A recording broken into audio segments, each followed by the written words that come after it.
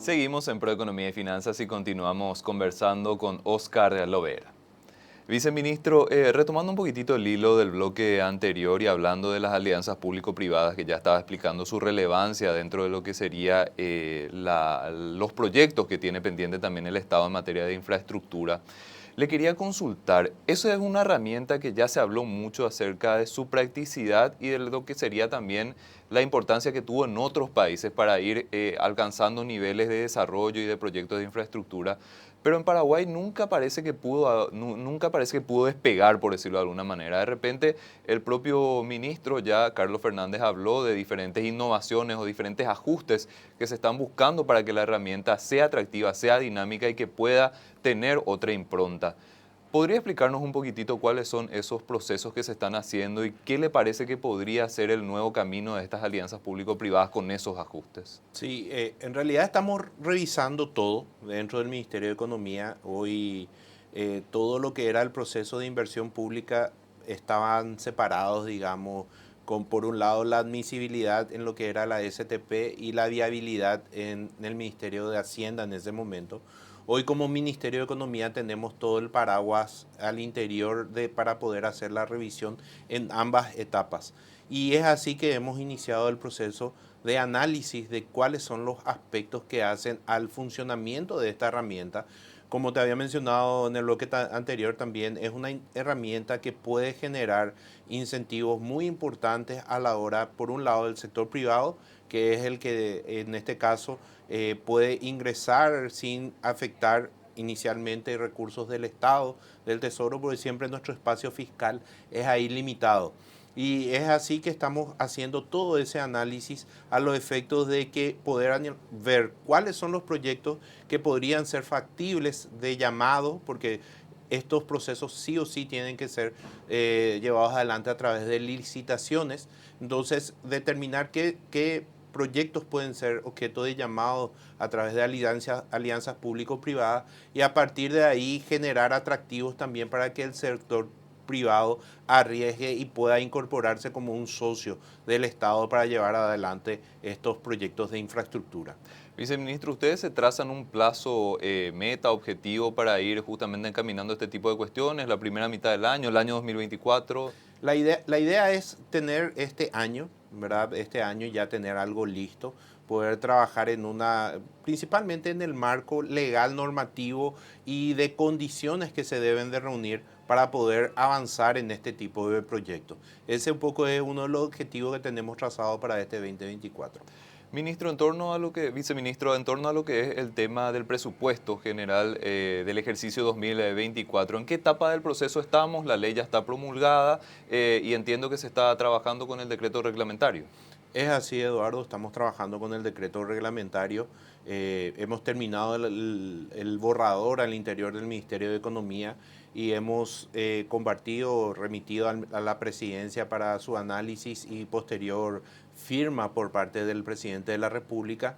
Y es el disparador, digamos, de todo lo que hace al proceso de gestión propia del presupuesto, si bien nosotros ya hemos iniciado en la ejecución de aquellos gastos prioritarios que no pueden ser objeto de, por así decirlo, de retrasos, ¿verdad? A los efectos de esperar el decreto reglamentario para poder generar. Siempre hay obligaciones que se inician ya desde el día 1 activo, ¿verdad? Desde el día 2 de enero, en donde por A o B motivo alguna entidad por situaciones de emergencia tenga que hacer uso, eso ya está disponible, entra bajo la figura de lo que son los gastos prioritarios y nosotros aguardamos para la próxima semana que pueda estar ya disponible el decreto reglamentario.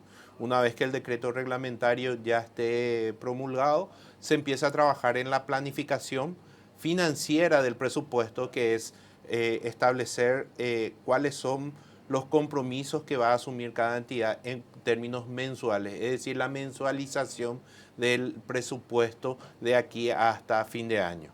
Pero se está pudiendo trabajar de forma relativamente armónica con el proyecto que fue aprobado por el Congreso y promulgado por el Ejecutivo. Es así, Eduardo.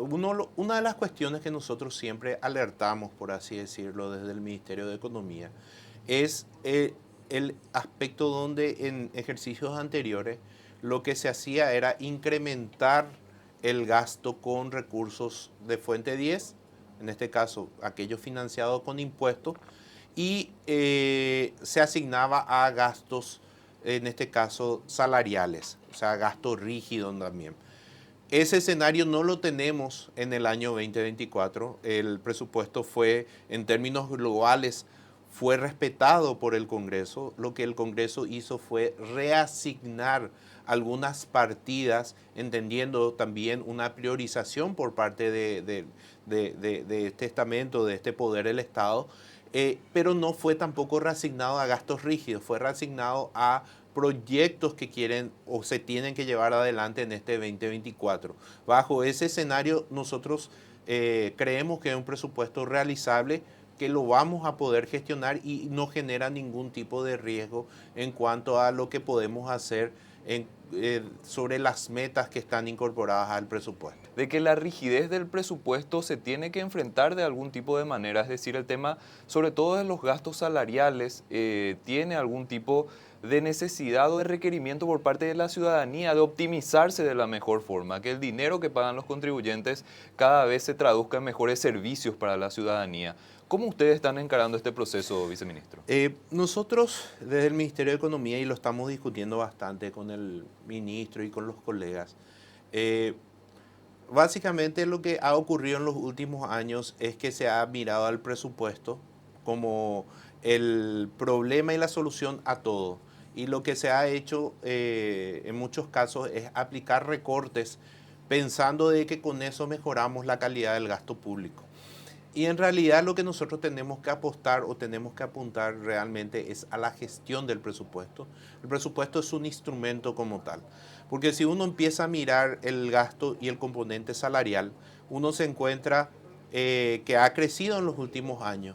Pero cuando ve la torta de cómo se ha crecido, principalmente ha crecido en sector docente, ha crecido en sector salud, principalmente después de la pandemia, y el resto, o sea, una parte importante también es seguridad, ¿verdad? Fuerzas públicas, policía, militares. Entonces, el sector administrativo como tal representa no más del 30% de todo lo que es la torta. Por eso, el tema aquí pasaría por la gestión más allá de mirar solamente una cuestión de recursos. Hoy dentro del Ministerio de Economía está el Viceministerio de Capital Humano, que se tiene que abocar un poco también a mirar todo lo que hace a la gestión de los recursos humanos, del capital humano del Estado. Y estamos trabajando también en la ley de la carrera del servicio civil a los efectos de generar reglas claras para poder gestionar lo que son los recursos humanos del Estado, principalmente buscando lo que estás mencionando, optimizar y generar una eficiencia, porque lo que persigue el Estado y el presupuesto como instrumento es llegar al ciudadano con los bienes y servicios públicos que requiere y demanda por parte del Estado. Viceministro, y los proyectos de reorganización, teniendo en cuenta los emblemáticos, como por ejemplo el de la Dirección Nacional de Ingresos Tributarios y el propio Ministerio de Economía y Finanzas, ¿van a ir también traduciéndose en una reducción o equilibrio de los gastos, teniendo en cuenta que se unificaron varias instituciones y que eso hace que de repente muchos gastos que estaban duplicados pasen a recortarse? Sí, en realidad lo que vamos a es, volviendo esto nuevamente, a optimizar. Nosotros, cuando uno puede enfocarse, digamos, eh, a trabajar en forma coordinada y en este caso ya unificada, hay como sectores que están duplicados, que es lo que están mencionando, se encuentran duplicados, que lo que tenemos que apuntar es que a esos recursos humanos que hoy están, digamos, no vamos a poner más personas haciendo lo mismo, pero tenemos que reestructurar y poder hacer de forma eficiente la gestión de esos recursos humanos al interior de esa entidad hoy unificada o reorganizando en otras entidades del Estado que también tienen necesidades de fortalecer las capacidades que tienen. Desde su óptica, viceministro, los desafíos principales que se abordan en materia de gestión de las finanzas públicas dentro de la primera mitad del año. ¿Cuáles son los centrales? Principalmente estamos viendo lo que hace a los trabajos que corresponden desde el punto de vista de lo que a administración financiera compete, es trabajar en una previsibilidad con las entidades. ¿En qué sentido? Es determinar realmente cuáles son los recursos que podemos nosotros disponibilizar y que ellos puedan esto gestionar para transmitir también no solamente al ciudadano que depende de los servicios públicos, sino también generar una relación con los propios proveedores que los generan o proveen los insumos para poder cumplir con sus compromisos con la ciudadanía. Y es ahí donde nosotros queremos generar esta previsibilidad por una cuestión de que cuando nosotros asumimos, hemos encontrado, y eso generó un poco estos atrasos, hemos encontrado atrasos en entidades emblemáticas, por así decirlo, por el tamaño y por los montos que hemos encontrado, que ha generado todo un impacto negativo en el proceso de gestión pública. ¿Por qué? Porque también ha hecho que el Estado quede como un mal pagador. ¿Y qué significa que el Estado es un mal pagador? Significa que el que quiere vender al Estado siempre va a incorporar un costo financiero adicional porque no sabe cuándo va a cobrar. Y es ahí donde nosotros queremos entrar a generar a recomponer esa relación para poder darle tranquilidad también al proceso de gestión y generar finalmente un ahorro que con los mismos recursos que hoy tenemos disponibles, podamos incorporar mayor cantidad de bienes y servicios para poder destinarlo a la ciudadanía. Viceministro, le agradecemos muchísimo la charla, que haya hecho un espacio en la agenda y esperamos contar con su participación nuevamente en este espacio. Estamos a las órdenes cuando quiera, Eduardo. Un gusto. Muchas gracias, viceministro.